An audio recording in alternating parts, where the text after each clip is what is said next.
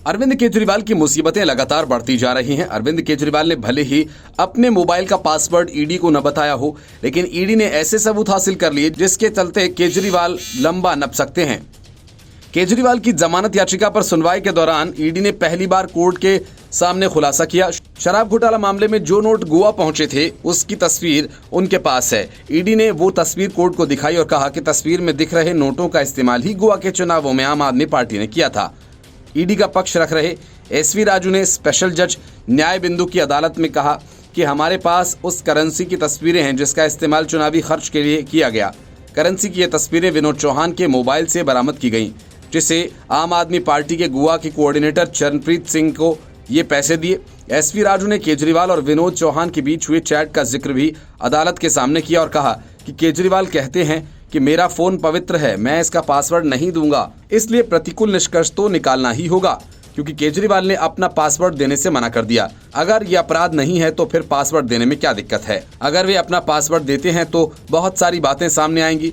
ये पहली बार है कि जब ईडी ने रिश्वत के तौर पर लिए गए करेंसी का जिक्र किया और उसकी तस्वीर दिखाई।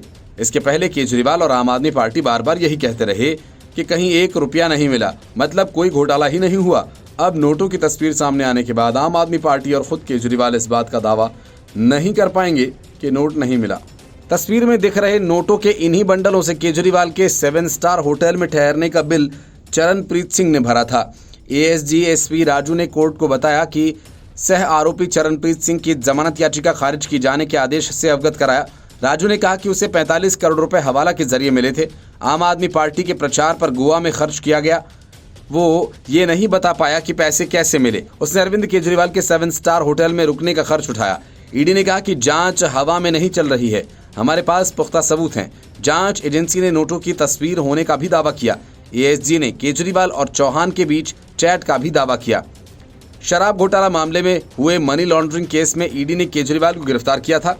कोर्ट में सुनवाई के दौरान ईडी के वकील एसबी राजू ने कहा विनोद चौहान ने अभिषेक बोयनपल्ली के जरिए 25 करोड़ रुपए की कविता के पीए से लिए थे। ये पैसे गोवा चुनाव की खातिर लिए गए थे।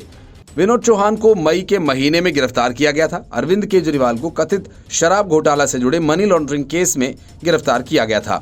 केजरीवाल के वकील विक्रम चौधरी ने कहा कि ये पूरा केस सिर्फ गवाहों के बयान पर आधारित है। केजरीवाल की तरफ से उनके वकील ने कहा कि पीएमएलए की तरह कई शिकायतें दर्ज हैं। इस केस में कई चार्जशीट दाखिल की गए हैं, लेकिन किसी भी केस में मुझे आरोपी नहीं बनाया गया। वकील ने कहा कि अरविंद केजरीवाल से समाज को कोई खतरा नहीं, वो दिल्ली के मुख्यमंत्री हैं। Bureau report, news of India.